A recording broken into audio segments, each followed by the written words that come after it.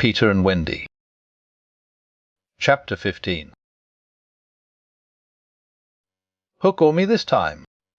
Odd things happen to all of us on our way through life without our noticing for a time that they have happened. Thus, to take an instance, we suddenly discover that we have been deaf in one ear, for we don't know how long, but, say, half an hour. Now such an experience had come that night to Peter. When last we saw him, he was stealing across the island with one finger to his lips and his dagger at the ready. He had seen the crocodile pass by without noticing anything peculiar about it, but by and by he remembered that it had not been ticking. At first he thought this eerie, but soon he concluded rightly that the clock had run down.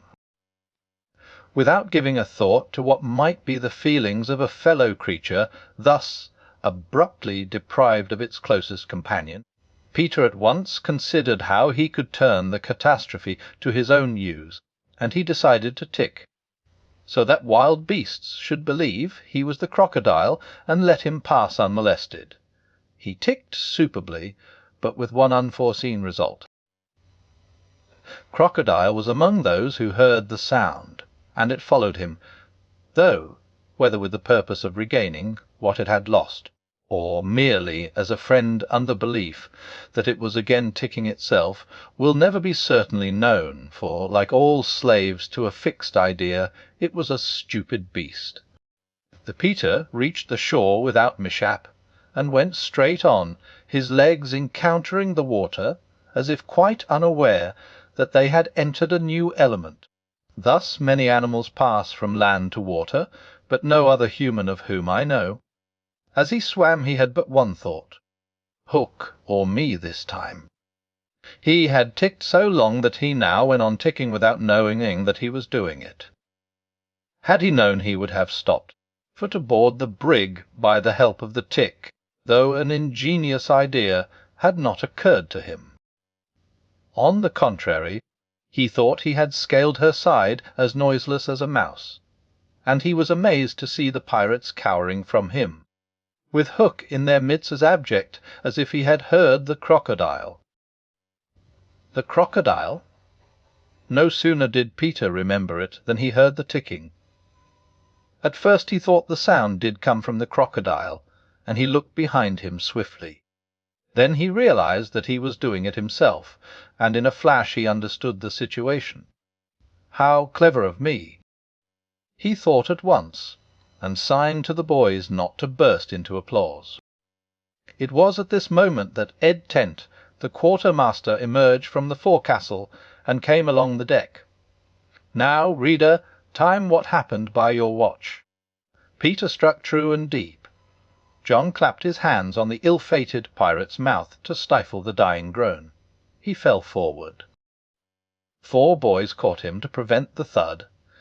Peter gave the signal, and the carrion was cast overboard. There was a splash, and then silence. How long has it taken? 1. Sir Slightly had begun to count. None too soon. Peter, every inch of him on tiptoe, vanished into the cabin, for more than one pirate was screwing up his courage to look round. They could hear each other's distressed breathing now, which showed them that the more terrible sound had passed. "It's gone, Captain," Smee said, wiping his spectacles. "All still again." Slowly Hook let his head emerge from his ruff, and listened so intently that he could have caught the echo of the tick.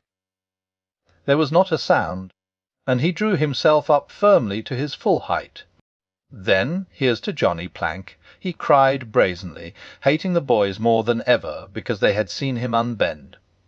He broke into the villainous ditty, "Yo-ho, yo-ho, the frisky Plank, you walks along it so, till it goes down, and you goes down to Davy Jones below," to terrorize the prisoners the more, though with a certain loss of dignity.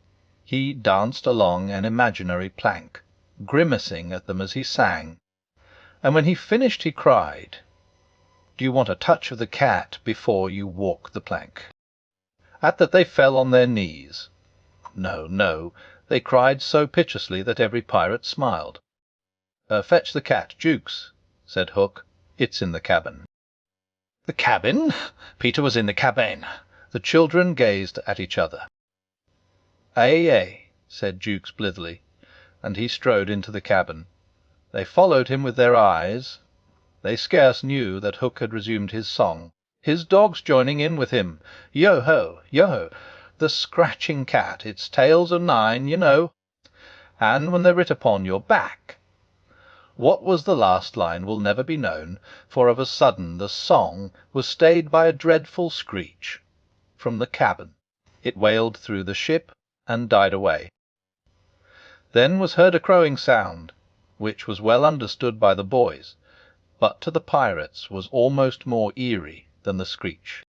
"What was that?" cried Hook. A two said slightly solemnly. The Italian Cecco hesitated for a moment, and then swung into the cabin. He tottered out, haggard. "What's the matter with Bill Jukes, you dog?" hissed Hook, towering over him. "The matter wi' him is he's dead, stabbed," replied Cecco in a hollow voice.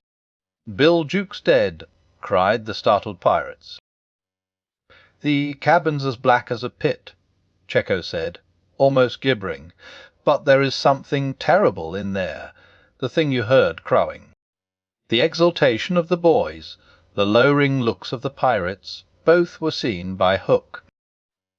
"Cecco," he said in his most steely voice, "go back and fetch me out that doodle-doo." Cecco, bravest of the brave, cowered before his captain, crying "No, no," but Hook was purring to his claw. "Did you say you would go, Cecco?" he said musingly. Cecco went, first flinging up his arms despairingly. There was no more singing. All listened now, and again came a death screech, and again a crow.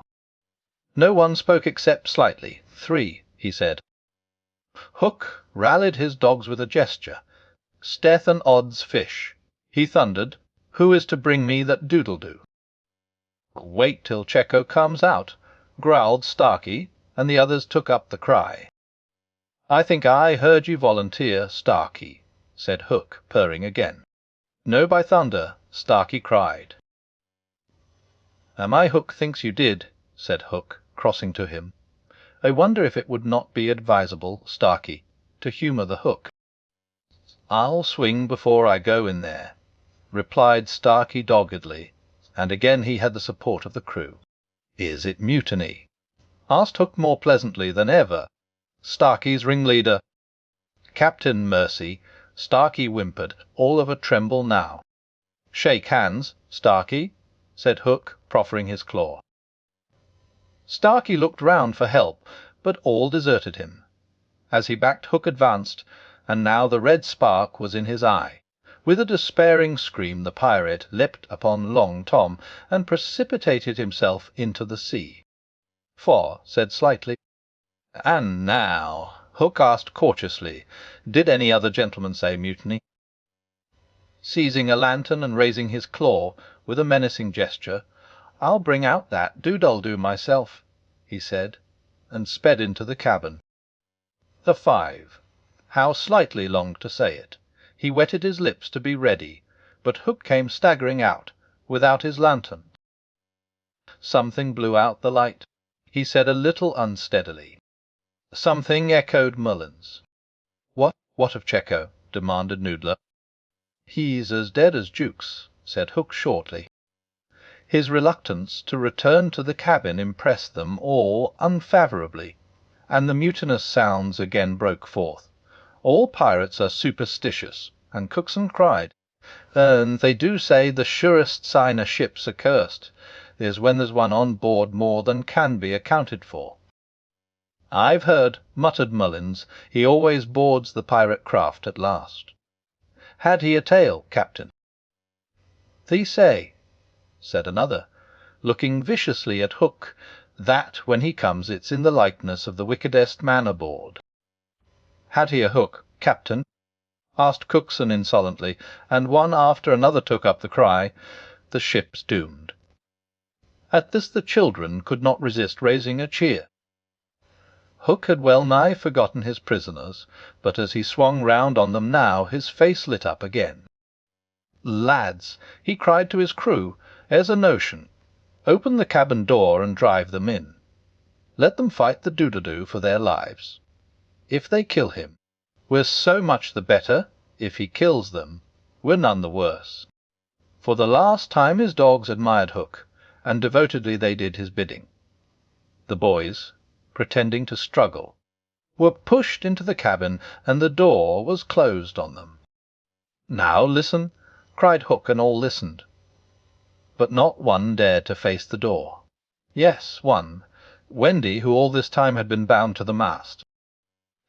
It was for neither a scream nor a crow that she was watching. It was for the reappearance of Peter.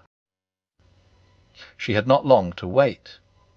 In the cabin he had found the thing for which he had gone in search, the key that would free the children of their manacles, and now they all stole forth, armed with such weapons as they could find. First signing to them to hide, Peter cut Wendy's bonds, and then nothing could have been easier than for them all to fly off together. But one thing barred the way, an oath. Hook or me this time. So, when he had freed Wendy, he whispered to her to conceal herself with the others, and himself took her place by the mast, her cloak around him so that he should pass for her. Then he took a great breath and crowed. To the pirates it was a voice crying that all the boys lay slain in the cabin, and they were panic-stricken. Hook tried to hearten them, but like the dogs he had made them, they showed him their fangs, and he knew that, if he took his eyes off them, now they would leap at him. "Lads," he said, ready to cajole or strike as need be, but never quailing for an instant, "I've thought it out. There's a John abroad." "Aye," they snarled, "a man we a Hook." "No, lads, no, it's the girl. Never was luck on a pirate ship we a woman on board. We'll right the ship when she's gone." Some of them remembered that this had been a saying of Flint's. "It's worth trying," they said doubtfully. "Fling the girl overboard," cried Hook, and they made a rush at the figure in the cloak. "There's none can save you now, missy," Mullins hissed jeeringly. "There's one," replied the figure. "Who's that?" "Peter Pan the Avenger," came the terrible answer, and as he spoke Peter flung off his cloak. Then they all knew who 'twas that had been undoing them in the cabin, and twice Hook essayed to speak, and twice he failed. In that frightful moment I think his fierce heart broke. At last he cried, "Cleave him to the brisket," but without conviction. "Down, boys!" and at them Peter's voice rang out, and in another moment the clash of arms was resounding through the ship. Had the pirates kept together, it is certain that they would have won, but the onset came when they were all unstrung, and they ran hither and thither, striking wildly, each thinking himself the last survivor of the crew. Man to man they were the stronger, but they fought on the defensive only, which enabled the boys to hunt in pairs and choose their quarry. Some of the miscreants leapt into the sea, others hid in dark recesses, where they were found by Slightly, who did not fight, but ran about with a lantern, which he flashed in their faces, so that they were half blinded, and fell an easy prey to the reeking swords of the other boys. There was little sound to be heard but the clang of weapons, an occasional screech or splash, and Slightly monotonously counting 5, 6, 7, 8, 9, 10, 11. I think all were gone when a group of savage boys surrounded Hook, who seemed to have a charmed life, as he kept them at bay in that circle of fire. They had done for his dogs, but this man alone seemed to be a match for them all. Again and again they closed upon him, and again he hewed a clear space. He had lifted up one boy with his hook, and was using him as a buckler, when another, who had just passed his sword through Mullins, sprang into the fray. "Put up your swords, boys," cried the newcomer, "this man is mine." Thus suddenly Hook found himself face to face with Peter. The others drew back and formed a ring round them. For long the two enemies looked at one another, Hook shuddering slightly, and Peter with the strange smile upon his face. "So, Pan," said Hook at last, "this is all you're doing?" "Aye, James Hook," came the stern answer, "it is all my doing." "Proud and insolent youth," said Hook, "prepare to meet thy doom." Dark and sinister man, Peter answered, "Have at thee." Without more words they fell to, and for a space there was no advantage to either blade. Peter was a superb swordsman, and parried with dazzling rapidity. Ever and anon he followed up a feint with a lunge that got past his foe's defence, but his shorter reach stood him in ill stead, and he could not drive the steel home. Hook, scarcely his inferior in brilliancy, but not quite so nimble in wrist play, forced him back by the weight of his onset, hoping suddenly to end all with a favourite thrust taught him long ago by barbecue at Rayo. But to his astonishment he found this thrust turned aside again and again. Then he sought to close and give the quietus with his iron hook, which all this time had been pawing the air. But Peter doubled under it, and, lunging fiercely, pierced him in the ribs. At sight of his own blood, whose peculiar colour, you remember, was offensive to him, the sword fell from Hook's hand, and he was at Peter's mercy. "Now!" cried all the boys, but with a magnificent gesture Peter invited his opponent to pick up his sword. Hook did so instantly, but with a tragic feeling that Peter was showing good form. Hitherto he had thought it was some fiend fighting him, but darker suspicions assailed him now. "The Pan, who and what art thou?" he cried huskily. "I'm Joy." Peter answered at a venture, "I'm a little bird that has broken out of the egg." This, of course, was nonsense, but it was proof to the unhappy Hook that Peter did not know in the least who or what he was, which is the very pinnacle of good form. To it again, he cried despairingly. He fought now like a human flail, and every sweep of that terrible sword would have severed in twain any man or boy who obstructed it. But Peter fluttered round him, as if the very wind it made blew him out of the danger zone. And again he darted in and pricked. Hook was fighting now without hope. That passionate breast no longer asked for life, but for one boon it craved to see Peter bad form before it was cold for ever. Abandoning the fight, he rushed into the powder magazine and fired it. "In 2 minutes," he cried, "the ship will be blown to pieces. Now, he thought, true form will show." But Peter issued from the powder magazine with the shell in his hands, and calmly flung it overboard. What sort of form was Hook himself showing? Misguided man though he was, we may be glad, without sympathizing with him, that in the end he was true to the traditions of his race. The other boys were flying around him now, flouting, scornful, and as he staggered about the deck striking up at them impotently, his mind was no longer with them. It was slouching in the playing fields of long ago, or being sent up for good, or watching the war game from a famous wall. And his shoes were right, and his waistcoat was right, and his tie was right, and his socks were right. James Hook, though not wholly unheroic figure, farewell, for we have come to his last moment. Seeing Peter slowly advancing upon him through the air with dagger poised, he sprang upon the bulwarks to cast himself into the sea. He did not know that the crocodile was waiting for him, for we purposely stopped the clock, that this knowledge might be spared him. A little mark of respect from us at the end. He had one last triumph, which I think we need not grudge him, as he stood on the bulwark looking over his shoulder at Peter gliding through the air. He invited him with a gesture to use his foot.